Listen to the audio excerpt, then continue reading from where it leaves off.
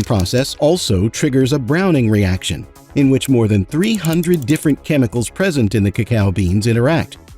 The beans now begin to develop the rich flavor we associate with chocolate.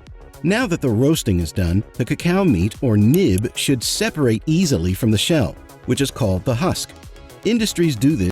अस्सलाम वालेकुम, बिस्मिल्लाहिर्रहमानिर्रहीम। आज एक नई वीडियो के सामने आप लोगों को लेकर आ चुका हूँ। आज की वीडियो जो है वो हमारी है how chocolate is made.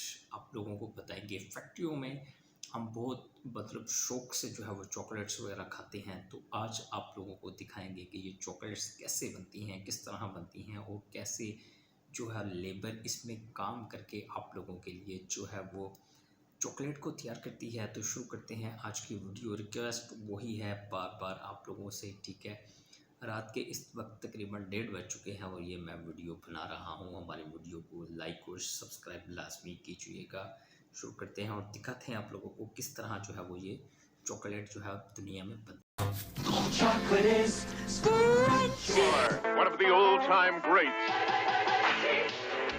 People have been eating chocolate as early as 1750 BC. In fact, ancient humans were so fond of chocolate that they were using it as medicine and even in religious rituals. Today, this delicacy is available everywhere on the planet, with companies shipping out as much as 3 million tons of it every year. So how do they do it? Our journey starts all the way in Africa, previously home to the Mayans, who were the first people to discover the secrets of the cacao tree. But it had less to do with their detective abilities than their geographical location. You see, the cacao tree needs incredibly specific conditions to grow, like a temperature of 25 degrees and a humidity of 80% or above, conditions only met by certain locations along the equator of the Earth, one of which the Mayans occupied. To this day, a majority of the world's cacao supply comes from this region. And the way cacao is harvested hasn't changed much since the age of the Mayans either. This is mainly because cacao trees are incredibly delicate and the cacao pods don't just simply fall to the ground. For this reason, they're cut off manually, one by one. This can be grueling work, and it doesn't get much easier later on, because the beans need to be taken out manually as well. This means each worker has to sit down and channel their inner fruit ninja to secure the beans, which at this point are covered by a sticky white pulp. If you think that doesn't look anything like chocolate, you'd be right. The cacao beans have yet to go through a crucial process to their look and smell. The beans and the pulp are placed in special fermentation boxes covered by banana leaves, where they're kept for 3 to 9 days. This process is important because not only does it kill bacteria and get rid of the white pulp, but also gives the beans their signature brown color and taste. The fermented beans are ready to be placed in the sun for drying. This is mainly done to remove moisture and to inhibit the growth of fungi, bacteria, or mold, but it has the added benefit of developing the flavor of the beans. Once this is done, the beans are ready for their journey to factories across the world. After they arrive at the factory, the beans are inspected by a team of quality assurance officers.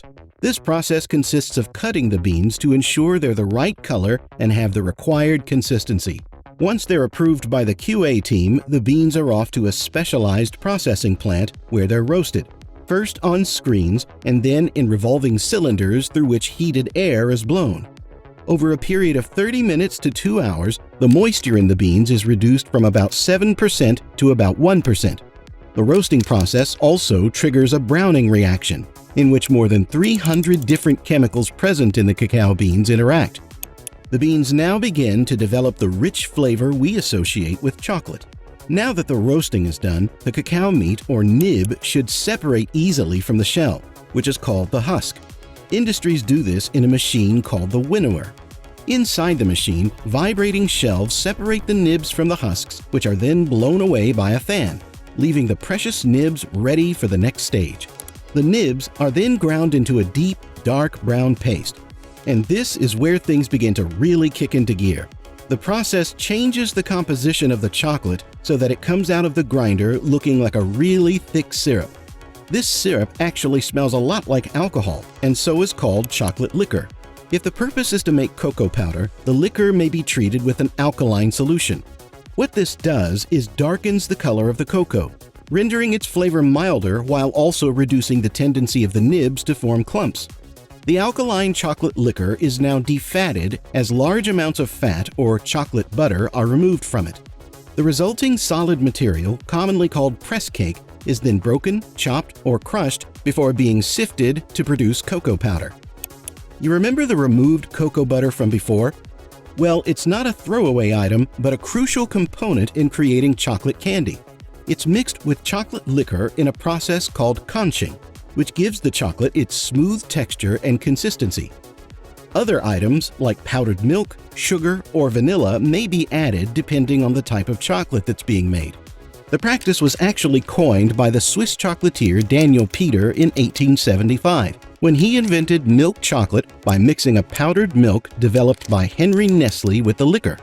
Now that the texture is there, it's time to give the chocolate its patented snap.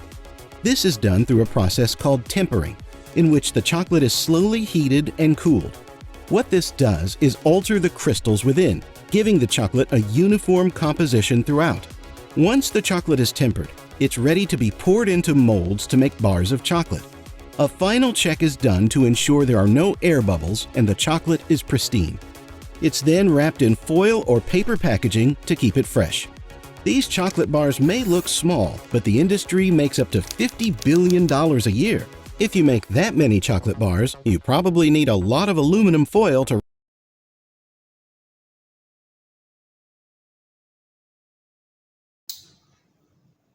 देखो दोस्तों, कैसा amazing जो है। आपने कभी, मेरा ख्याल में कभी ऐसी वीडियो नहीं देखी होगी।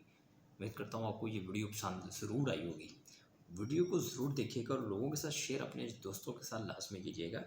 ये थी चॉकलेट कैसे बनती है, मैंने आज तक नहीं देखी और आप लोगों के साथ आज मैंने फ़र्स्ट टाइम जो है वो शेयर की है, ताकि आप लोग भी देखें और हम भी देखें। ठीक है, तो डेट बच चुका है, तो इजाज़त दीजिए। नेक्स्ट वीडियो के लिए दुआ में याद रखिएगा। संजान डिगो को अस्सलाम वालेकुम।